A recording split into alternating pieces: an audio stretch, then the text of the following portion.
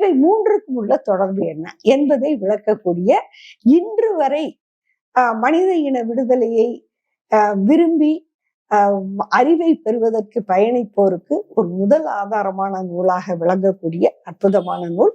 இதனை ஏங்கல்ஸ் அவர்கள் இயற்றுகிறார். அவர் இயற்றிய ஆண்டு 1884.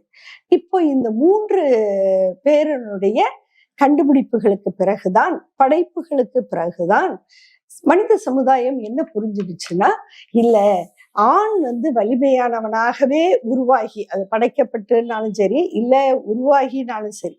ஏன்னு கேட்டா இப்ப பரிணாம தத்துவம் தோன்றிய உடனே பெண்ணினுடைய இந்த பங்கை மனித சமூகம் உடனே உணர்ந்ததுன்னு சொல்ல முடியாது. அதுக்கு அடுத்துதான் இதெல்லாம் வருது. ஆனா பரிணாம தத்துவம் கண்டுபிடிக்கப்பட்டதுதான் அடிப்படை. அப்படி பார்த்தா நம்ம டார்வினுக்கு முதல் நன்றியை சொல்லிடணும்னு வச்சுக்கோங்களேன். ஆக இந்த கண்டுபிடிப்புகளுக்கு பிறகு மனித இனம் என்ன தெரிஞ்சுக்கிச்சுன்னு சொன்னா, இல்ல மனித சமூகத்தினுடைய பயணம் ஆண் தலைமையில தொடங்கல, அது பெண்ணின் தலைமையில் தொடங்கியது அப்படிங்கிற ஒரு உண்மையை தெரிஞ்சுக்கிச்சு. இப்ப நான் உங்களுக்கு வேறு ஒரு 2 படங்களை நினைவுபடுத்துறேன். இந்த படங்கள் நீங்க நிறைய பார்த்திருப்பீங்க. இப்ப கூட உங்களுக்கு காட்டப்படுது ஸ்கிரீன்ல. இது என்ன படம் உங்களுக்கு தெரியும்ல? அதாவது குரங்குல இருந்து மனுஷன் எப்படி பரிணாமம் பெற்றான் அப்படிங்கிறதை ஒரு சித்திர காட்சியாக விளக்கக்கூடிய ஒரு சுவரொட்டி இது இல்லையா? இதுல பாத்தீங்கன்னா ஒரு குரங்கு, அந்த குரங்கு அப்படி நிமிந்து அதனுடைய முதுகெலும்பு தன்மை மாறி மாறி கடைசியில நேரம் நிமிந்து நிக்கும் போது மனுஷன் வந்துடுறான் இல்லையா? இதுதான் அந்த படம் அதை காட்டக்கூடிய உண்மை. இதுதான்.